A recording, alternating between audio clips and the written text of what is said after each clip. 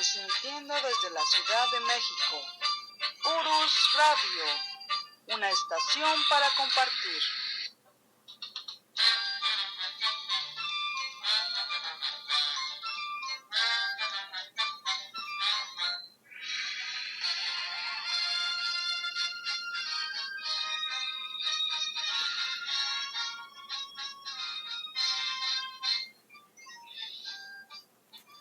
Hola, ¿qué tal? ¿Cómo están? Muy buenas noches. Los saludo, soy Doris y estamos transmitiendo en vivo desde la cabina de Urus Radio, su programa de la verdadera historia de México. Hoy 9 de octubre ya de 2017 y bueno, la semana pasada, como bien saben ustedes, no pudimos transmitir. Seguimos teniendo fallas técnicas. A veces la tecnología nos rebasa y bueno, yo en ese aspecto la verdad que sí estoy un poquito así como que angustiada porque no puedo totalmente checar o solucionar estos problemas técnicos. Estamos igual con un equipo alterno y bueno, ya estamos viendo también que venga un técnico para que esto quede al 100% y bueno, ustedes se lleven una mejor calidad de sonido y pues sobre todo de los programas y la historia que nos platica el profesor Francisco Mendoza, que ya está aquí con nosotros, y pues vamos a saludarlo. Profesor, ¿cómo está? Buenas noches. Licenciada, buenas noches, pues con el gusto de estar aquí con todos nuestros amigos en Urus Radio y con usted, licenciada, y pues sí, desgraciadamente no pudimos transmitir la semana pasada. Recuerdo que la semana antepasada nos llegaron varios mensajes de que se interrumpía de pronto el audio y bueno, teníamos problemas técnicos. Y como usted bien dice, licenciada, la idea pues es, aunque no se lucra con nuestras transmisiones, pero bueno, llevar lo mejor y más que hablamos de la historia de México, pues caramba, que sea de calidad. Sí, entonces, pues sí, la licenciada está haciendo un esfuerzo bien grande para que ya se mejore la calidad de transmisión de Urus Radio. Pero pues aquí estamos, licenciada. Sí, profesor, aquí seguiremos mientras se pueda, aquí vamos a estar. Y pues aquí tenemos en el chat a Adriel López que dice buenas noches, acá presente. Hola, Adriel. ¿Qué tal? Buenas noches. Y también Gildardo Marín nos manda saludos, que por cierto el programa anterior también había mandado un mensaje que ya no pude leer, pues te mandamos saludos a toda la familia, también saludos. Y pues el día de hoy va a estar, como que muchos temas, ¿no, profesor? O bueno, un tema, pero sí abarca bastante. ¿Se podrá, profesor, en este poquito tiempo? Pues intentaremos, licenciada, hablar de este tema que es muy curioso, es algo muy anecdótico dentro de la lucha de la independencia.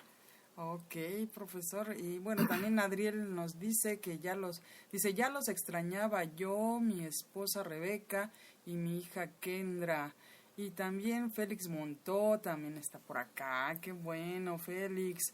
Dice, buenas noches, profesor Mendoza y licenciada Doris, es increíble el esfuerzo que hacen y lo valoramos mucho. Muchas gracias. No, pues muchas gracias a ustedes, amigos, que están aquí todos los lunes a las 10 de la noche para escuchar nuestra historia. Entonces, no, pues muchas gracias a ustedes. Que por cierto, debo un texto de nuestro amigo Félix Montó.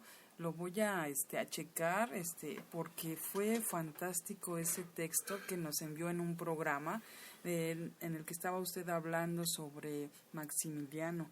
Todavía lo recuerdo muy bien.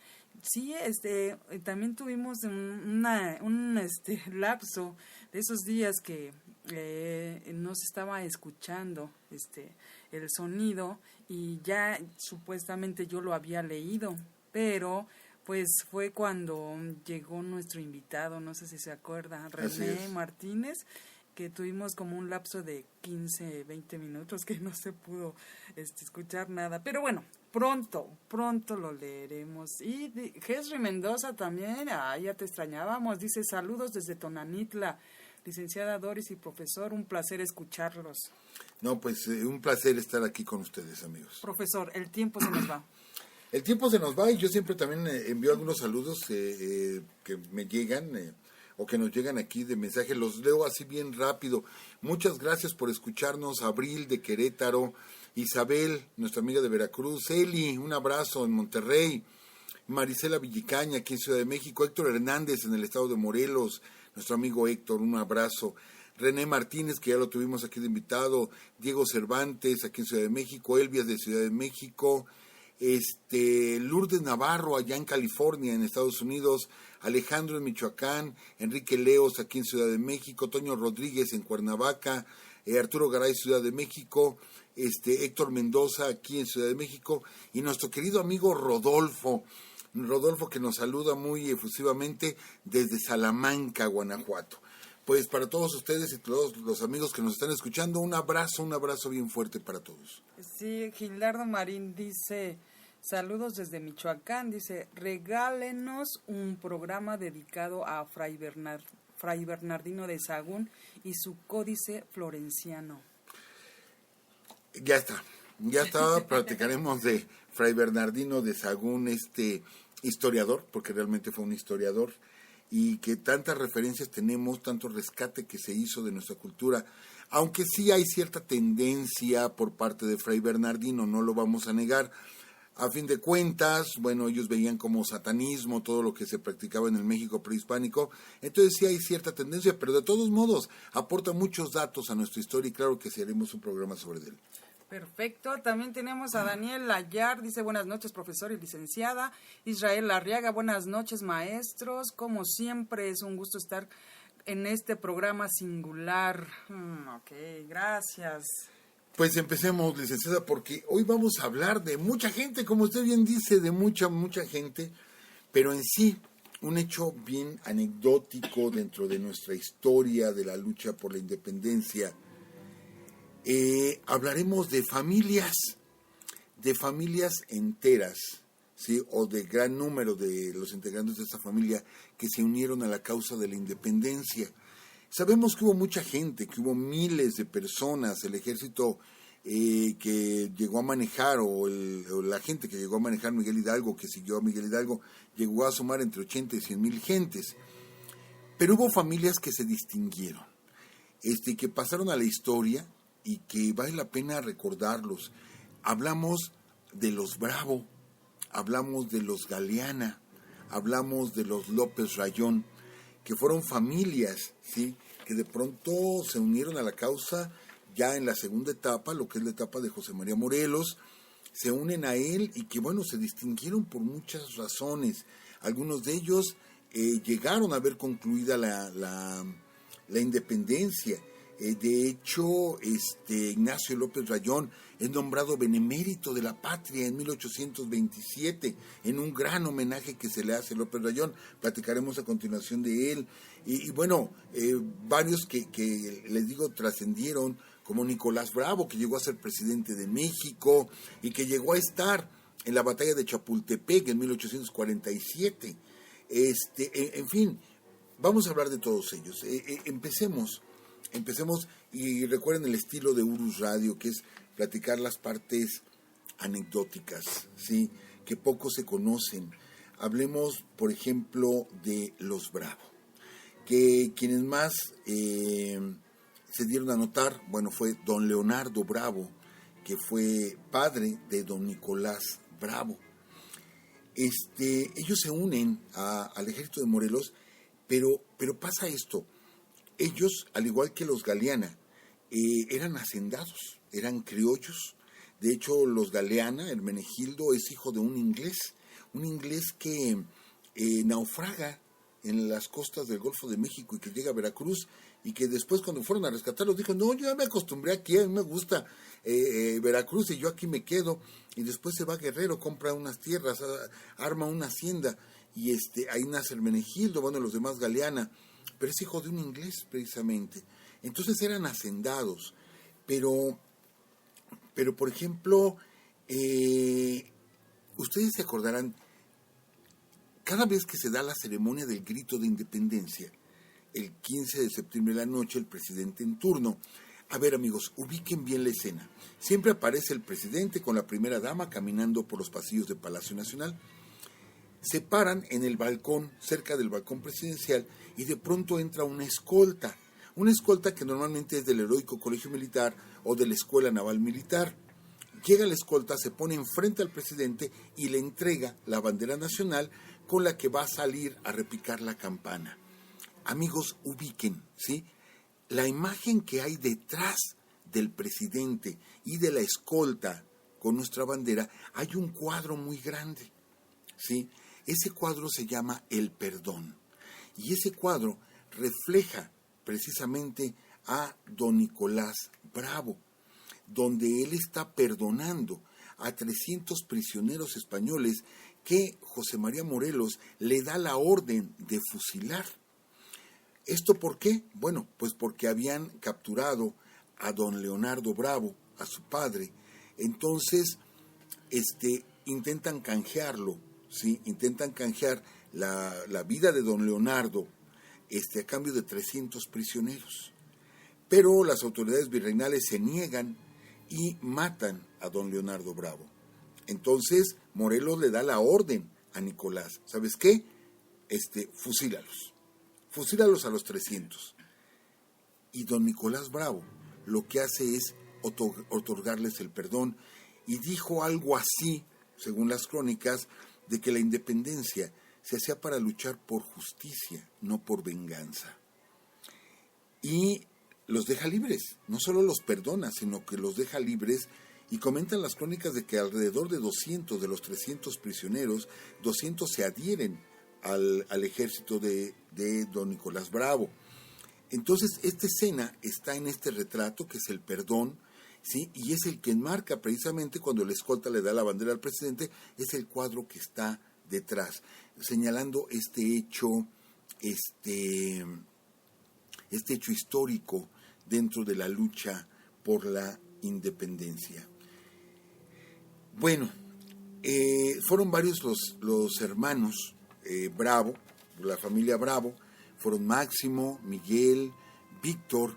Pero bueno, hay hechos curiosos, muy curiosos, licenciada. Por ejemplo, Máximo, junto con Víctor Bravo, ¿sí?, que formaban parte pues de esta familia, ellos reclutaron. De hecho, Máximo comienza muy pronto la lucha por la independencia, es prácticamente el primero de los Bravo que se lanza a la lucha por la independencia, y recluta un ejército, perdón por la risa, pero es que lo que voy a platicar, recluta un ejército de alrededor de 700 hombres, pero todos de la Costa Chica de Guerrero. Entonces sabemos, y aquí hemos hablado, de la herencia negra que tenemos, y siempre que digo negro, lo aclaro, no es peyorativo, la herencia negra o sangre negra que también tenemos en México, y que hay comunidades negras en Guerrero y en Veracruz. Bueno, él recluta a 700 de origen negro, y es su ejército, sí, precisamente de don Máximo Bravo. Él estaba peleando junto con su hermano Víctor. Entonces, pues no tenían así como que gran armamento, y una ocasión, después de una batalla que hacen huir a los españoles, pero que se están disparando desde lejos, por eso la risa, de pronto don Máximo Bravo les da permiso de irse a bañar al río. Dice, bueno, ya ganamos, ya se fueron los españoles, báñense, ¿sí? Entonces, pues era la costumbre, y estaban entre puros hombres, y todos se desnudan y se meten al río, ¿sí? En eso no se imaginaban que iban a llegar las fuerzas realistas y los iban a emboscar, donde estaban bañándose desnudos sin armas en el río. Esto hubiera provocado que hubieran salido, bueno, no salido, pero se hubieran ido nadando y después corriendo.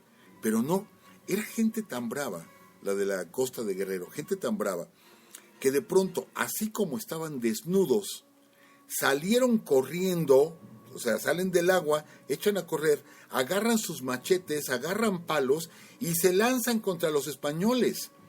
Pero los españoles se espantaron porque vieron a los negros desnudos, corriendo detrás de ellos, con palos y machetes, y los españoles salieron pero así, huyendo, ¿no? Entonces es anecdótico porque pues, no se esperaban esa reacción, quizá el pudor de ese tiempo, de cómo mostrar la desnudez del cuerpo, pero los hombres de Máximo Bravo no les importó y salieron en cueros, ¿sí? A corretear españoles, ¿no?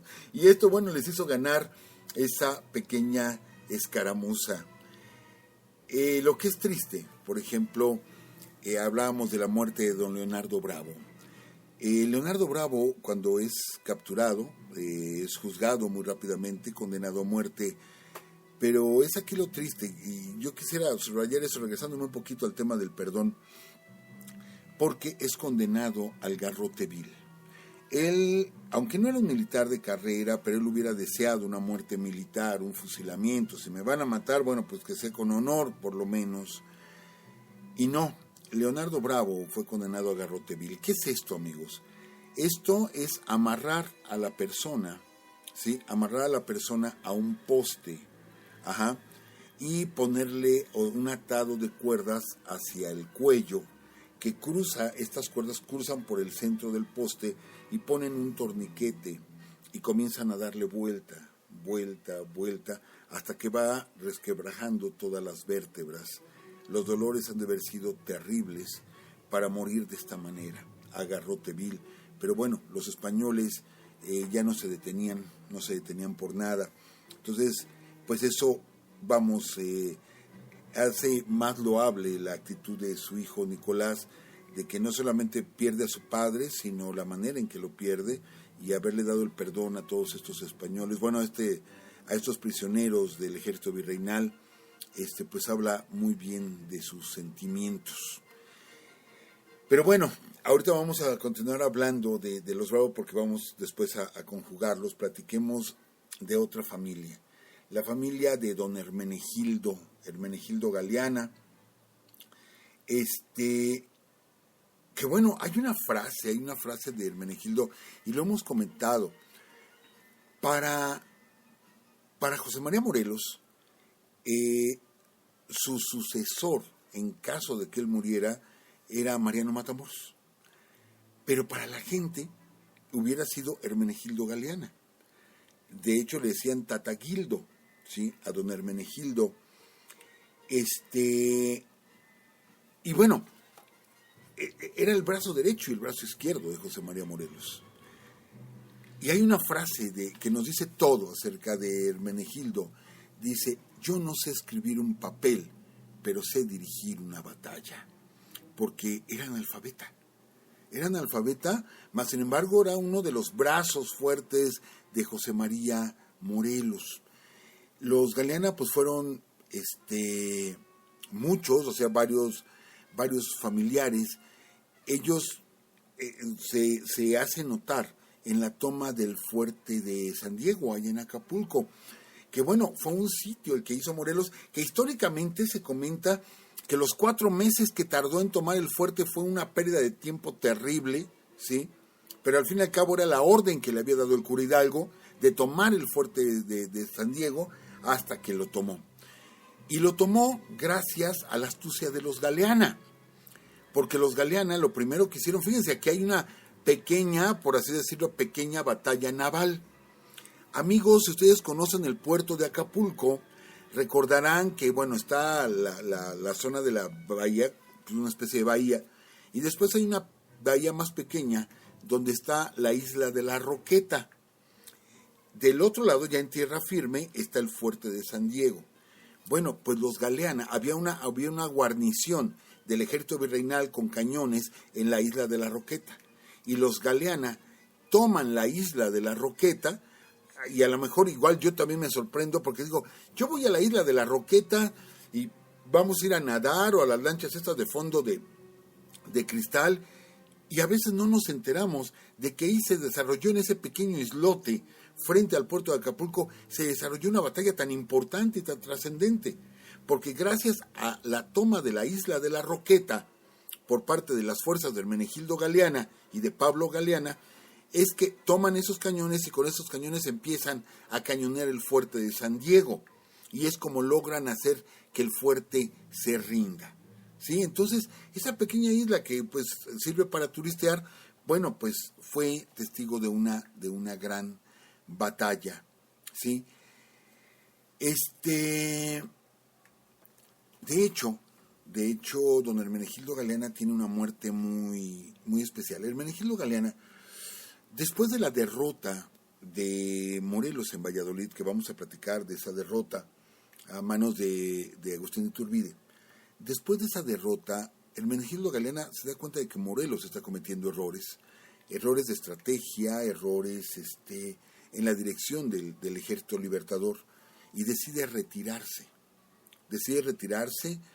renuncia ante José María Morelos, pero cuando él regresa a su hacienda en Guerrero, sigue peleando, y cada vez que veía gente realista se les iba encima, con la gente que él tenía trabajando ahí. O sea, él no dejó de pelear, hasta que se da cuenta don Hermenegildo Galeana y dice, bueno, de todos modos sigo peleando, pues me vuelvo a incorporar con Morelos, y se regresa con Morelos.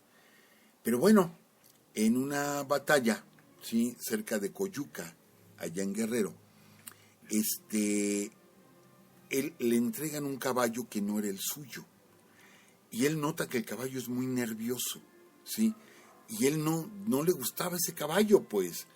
Empiezan la batalla, y el caballo se espanta, ¿sí?, porque era un caballo muy nervioso, y el caballo se desboca, pero se mete el caballo por una zona difícil, y esto provoca que Hermenegildo Galeana choque con la rama de un árbol, ¿sí?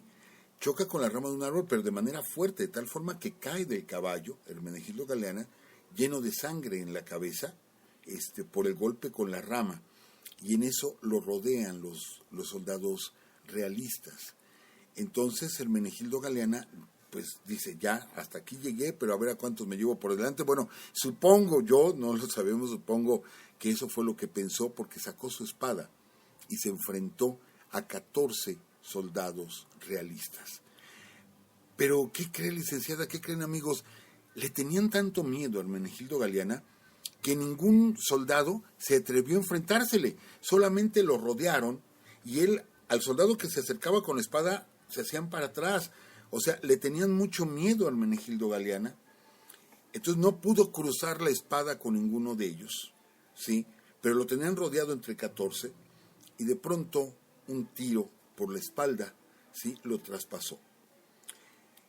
O sea que no lo enfrentaron cuerpo a cuerpo, pero pues le dispararon. Él se queda quieto, sintiendo que una bala lo había traspasado. Se queda de pronto quieto, y en eso otro soldado virreinal o soldado realista, de un solo tajo, le corta la cabeza, ¿sí? O sea, le llegó por la espalda, y así, de un solo tajo, le corta la cabeza a don Hermenegildo.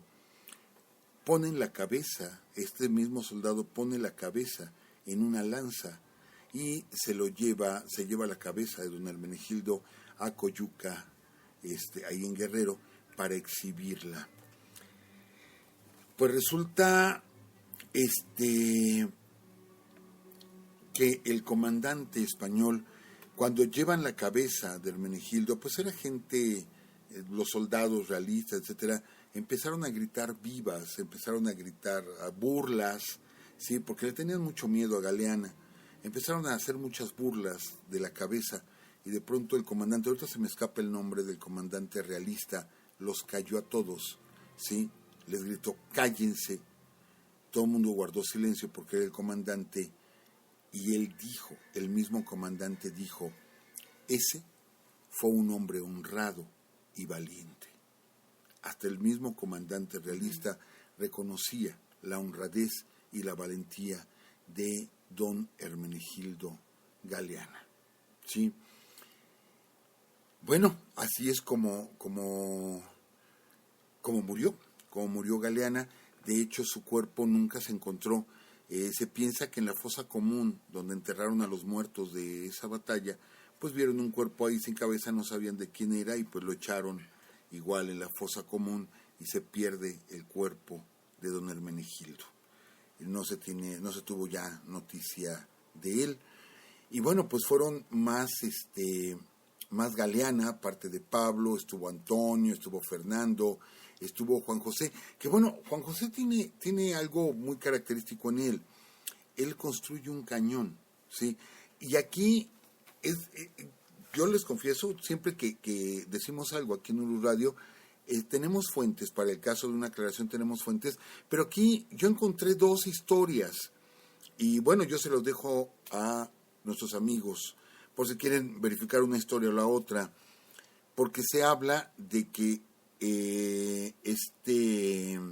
Juan José Galeana, construyó un cañón, y se entiende que fue el cañón más grande que se utilizó en las fuerzas insurgentes, y que era terrible ese cañón, y le apodaban el Niño, ¿sí? A ese cañón, pero que era muy grande, que causó muy serios destrozos a los soldados realistas. Pero he encontrado otras versiones que dicen que el cañón El Niño era un cañón muy pequeño, ¿sí? Y que por eso le decían El Niño. Ajá. Otros dicen, hay otra versión que dice que ese cañón fue el que disparó Narciso Mendoza, ¿sí? Y que por eso le decían, aunque era un cañón muy grande, le decían El Niño, porque fue el cañón que disparó el Niño. Y que por eso le decían a ese cañón así, El Niño. Tengo las 2 versiones, entonces, pues no sé, las he leído las 2 en diferentes publicaciones, pero yo se los dejo a nuestros amigos de Urus, si fue o el cañón más grande o el cañón más pequeño que se utilizó. Tenemos en el caso de los Galeana, tenemos a Antonio Galeana. Él fue soldado realista, de hecho él fue un soldado realista, pero que al momento de que se va a iniciar o se inicia la lucha por la independencia, él decide pasarse al bando de José María Morelos, renuncia al bando realista y se va, insisto, al bando de José María Morelos. Y bueno, cuando los Galeana empiezan a pelear, Morelos todavía no pasaba por ahí, pero ya había levantamientos, ya había la inquietud ya estaba. Entonces a los Galeana les dicen que si ven algún grupo de insurgentes, los ataquen o los reporten inmediatamente para que los realistas los ataquen, y ellos al contrario empiezan a ayudar con víveres y todo a los insurgentes, hasta que los realistas dicen, ustedes nos están traicionando, y los mandan a detener, y ellos se van y se esconden en una cueva. Ahí estuvieron un buen tiempo escondidos en una cueva, y de esa cueva salen, ¿sí?, para unirse a las fuerzas de José María Morelos. Pero pues vale la pena la mención, así como hablamos de los Bravo, de Máximo, de Miguel, de Víctor, de Nicolás, de Leonardo, que todos son una sola familia. Bueno, pues de los Galeana, pues ¿qué podemos decir? O sea, también fue Antonio, Fernando, Juan José, Hermenegildo, Pablo, todos de apellido Galeana. Y bueno, nosotros aquí, la cabina de Urus Radio está muy cerca de una unidad deportiva, y la unidad deportiva se llama Los Galeana. Y es que no podemos hablar de uno nada más, aunque sobresale don Hermenegildo, pero pues se habla de toda la familia. Y bueno, pues ahora platiquemos de otra familia, ¿sí? La familia López Rayón. Ellos eran de Tlalpujagua. Tlalpujagua está pegadito a El Oro, Estado de México, ¿sí? Pero ya Tlalpujagua ya es Michoacán. Ajá. Entonces ellos son michoacanos.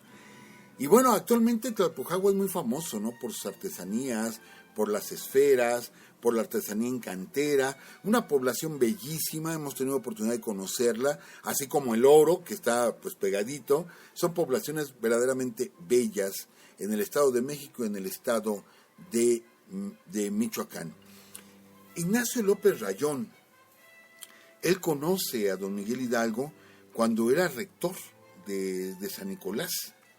Cuando era rector de San Nicolás, entonces, cuando López Rayón se entera del levantamiento de Miguel Hidalgo, le escribe una carta donde se pone a las órdenes del cura Hidalgo, ¿sí?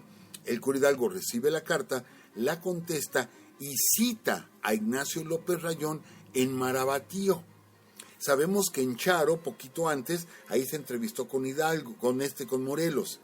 Siguió adelante hasta Marabatío, el cura Hidalgo. Ahí hace un alto en Marabatío, y vamos a mencionar ahorita por qué. hace un alto en Marabatío, se entrevista con Ignacio López Rayón y lo nombra su secretario particular.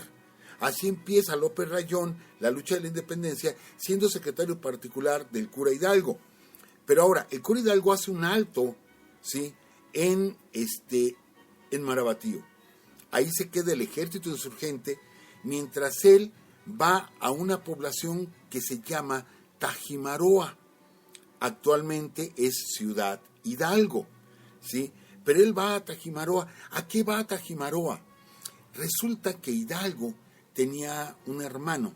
Bueno, él no podía tener bienes por estar dentro de la iglesia, pero sabemos, no vamos a criticar, pero sabemos que muchos sacerdotes lo hacen. No puedo tener bienes porque entonces me los tomaría la iglesia, los pongo a nombre de otra persona. Entonces los bienes de Hidalgo estaban bajo el nombre de uno de sus hermanos. Y su hermano era dueño de 2 haciendas que realmente eran de Miguel Hidalgo, que estaban en Tajimaroa, Michoacán. De hecho, Hidalgo, una de esas haciendas era para criar ganado, ¿sí? Para criar toros de lidia.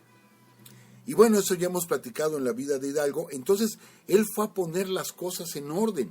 De hecho, otro de sus hermanos estuvo a punto de enfrentarse a Hidalgo porque pertenecía al ejército realista. Estuvo a punto de enfrentarse a Hidalgo en Pénjamo, nada más que Pénjamo se rindió, en Celaya. Nada más que Celaya se rindió y no pelearon. Si no les hubiera tocado pelear al cura Hidalgo contra su propio hermano. Y el otro hermano estaba en Tajimaroa, va a Hidalgo para explicarle lo que hiciera con sus bienes en caso de que él muriera, ¿sí? Y se regresa otra vez a Marabatío y continúa su camino hacia el Monte de las Cruces, batalla en la cual participa Ignacio López Rayón. Rayón, pues, es el secretario, sí, directamente del cura Hidalgo. Y pues participa en todas las batallas. Está en Puente de Calderón y luego comienza la huida, ¿sí?, de lo que quedó de las fuerzas insurgentes después de la derrota de Puente de Calderón a manos de Félix María Calleja. Comienzan la huida hacia el norte del país. Pero a ver, vamos a explicar esto. Hay una discusión muy fuerte. Desde Guadalajara hay una discusión muy fuerte entre Allende e Hidalgo. Realmente, y aquí vamos a entrar en una polémica, realmente el instigador de esta junta, donde se pensaba un levantamiento en contra del virreinato, realmente quien lo organiza es Ignacio Allende. Si habláramos de un padre de la patria, sería Ignacio Allende. Pero él sabe que él, por ser un soldado, uno de los dragones del virrey, la gente no lo va a seguir. Entonces invita al cura Hidalgo. Sabe que el cura Hidalgo tiene mucho magnetismo con la gente lo quiere mucho, lo conocen mucho, entonces lo pone ahí, ¿sí? Y nombran comandante a Miguel Hidalgo, pero pues él no sabía de milicia, y el que sabía era Allende, pero insisto, Hidalgo es puesto ahí por Allende. Se da la toma de Guanajuato, que fue sangrienta más no poder. Fue tan sangrienta que cuando las tropas insurgentes avanzan hacia Celaya, Celaya se rinde sin disparar un solo tiro, avanzan a Valladolid y se rinde Valladolid sin tirar un solo tiro, y luego comienzan Charo, etcétera, hasta llegar a Marabatío, como ahorita comentamos, llegan a Monte de las Cruces, derrotan al ejército realista de Agustín de Iturbide, no toman la Ciudad de México, y todavía no sabemos por qué no tomaron la Ciudad de México. Y muchos dicen porque todavía le faltaba el mero ejército, el más fuerte, que era el de Félix María Calleja, que iba rumbo a la Ciudad de México y ahí se hubieran enfrentado y hubiera sido una masacre en la Ciudad de México. Pero bueno, son especulaciones. Hidalgo se retira, ¿sí? Y va perdiendo territorio. Entonces Allende, cuando llega a Guadalajara, se pelea muy fuerte con el cura Hidalgo. Y de hecho, amigos, esto es histórico, ¿sí? No lo podemos negar. Allende intenta 2 veces envenenar al cura Hidalgo. Y esto él mismo lo confiesa en su juicio, que él intentó 2 veces envenenarlo. El cura Hidalgo ya tenía demasiado poder, ¿sí? Entonces, y ya no estaba respetando muchas cosas, a pesar de la abolición de la esclavitud y todo en Guadalajara, pues hay problemas serios con Ignacio Allende. Van a Puente de Calderón, se pierde la batalla, comienzan a avanzar hacia el norte, y a la altura de Aguascalientes, Ignacio Allende toma prácticamente prisionero al cura Hidalgo. Prácticamente lo toma prisionero y comienzan su viaje hacia el norte. ¿Por qué damos toda esta explicación? Porque en la ciudad de Saltillo, allá en Coahuila, en mayo de 1811, es donde el capitán Allende, ¿sí?, le entrega el mando de las fuerzas insurgentes a Ignacio López Rayón en caso de que a ellos les pasara algo. Entonces tenemos que explicar por qué fue Allende y no Hidalgo, porque Hidalgo ya no tenía autoridad, lo había detenido Allende, si ya no tenía autoridad, entonces Allende es el que está dando las órdenes. Y Allende le dice a López Rayón, tú aquí te quedas, bueno, no te quedas, te vas hacia el sur, regrésate. Ya estaban en Coahuila, ya estaban en Saltillo. Tú te regresas, ¿sí? Y organizas el sur. De hecho, primero le ofrece el cargo a Mariano Mazzolo, después a don Joaquín Arias, y ninguno de los dos aceptó y López Rayón sí acepta. Entonces de ahí sale Allende, que van rumbo a Catita de Baján, bueno, van a pasar por la Catita de Baján, donde son hechos prisioneros, pero poquitos días después. O sea que tuvo el tino Allende, sí, de decir, si algo nos pasa, tú te haces cargo de continuar la lucha. Ahora López Rayón tenía que regresar hasta Michoacán, lo cual hace con algunos enfrentamientos, pero ya con una fuerza considerable. Pero aquí, amigos, esto es lo complicado de nuestra lucha de independencia. Cuando en 1812 forma la Junta Nacional Americana, don Ignacio López Rayón, junta que va a proclamar la independencia de México.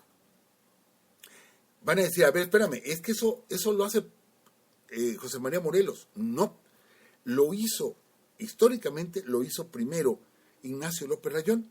Lo que pasa es que estamos hablando, nótense, de 1812. 1812 ya se había dado el sitio de Cuautla, ya se había tomado, ya había batallas muy importantes ganadas por Morelos. La gente seguía a Morelos, no seguían a López Rayón. Y López Rayón decía, es que a mí me dejó a cargo el capitán Allende. Sí, que él ya estaba a cargo de las fuerzas independentistas.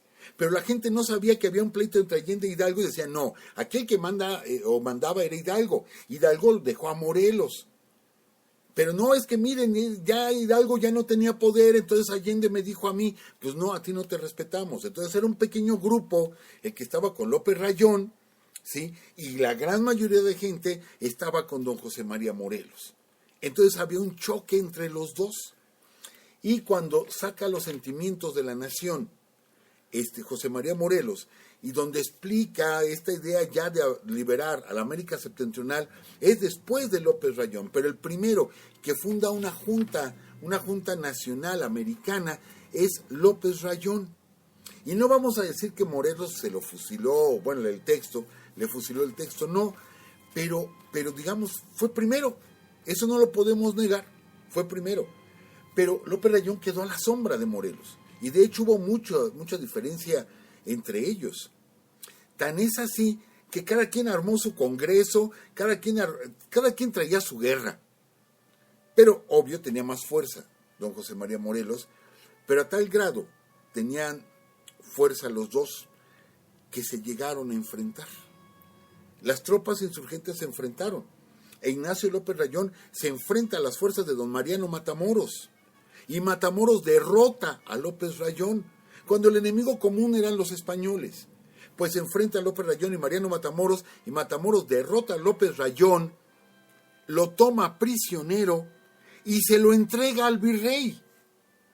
Sí, don Mariano Matamoros entrega a las fuerzas virreinales y prácticamente al virrey le entrega a Ignacio López Rayón. Juzgan a López Rayón, lo condenan al fusilamiento, pero la esposa de López Rayón va a hablar con el virrey Venegas y lo convence de que lo indulte. Y nada más lo meten a la cárcel. Y dura 3 años en la cárcel, de 1817 a 1820. Sale de la cárcel cuando ya se adhiere al plan de Iguala, y de hecho, López Rayón es de las personas que entran en la comitiva de Agustín de Iturbide. Pero había pleito con Morelos, y les digo, se peleó con Mariano Matamoros ya en el campo de batalla. Los insurgentes peleándose entre ellos, ¿sí? Se nos va el tiempo, pero hablando de los López Rayón, ya nada más para concluir, Hay una frase histórica de la madre de Ignacio López Rayón. ¿Por qué? Porque eran varios Rayón. Era Francisco, era Ramón, era José María, era Rafael. Y toman prisionero a Francisco, que era el más chico de los Rayón. Lo toman prisionero y le dicen a su mamá, a doña Rafaela Aguado de López Rayón, que convenza a los demás hijos de que se rindan y que así le perdonan la vida a su hijo. Y la frase de doña Rafaela Aguado de López Rayón, perdón, pero mis respetos, era su hijo el más pequeño, y contestó ella, prefiero un hijo muerto que un hijo traidor. Y fusilan a Francisco. De hecho, conocemos la casa, todavía se conserva la casa de los López Rayón en Tlalpujagua. Amigos, vayan a Tlalpujagua, sobre todo ahora que vienen las fiestas navideñas y van a las esferas y todo está precioso por allá. Visiten la casa de los López Rayón y ahí está la frase así en grande, ¿sí? Prefiero un hijo muerto que un hijo traidor. Vale mencionar que uno de ellos, Ramón López Rayón, son de esas cosas que pasan. Él era un excelente fundidor de metales.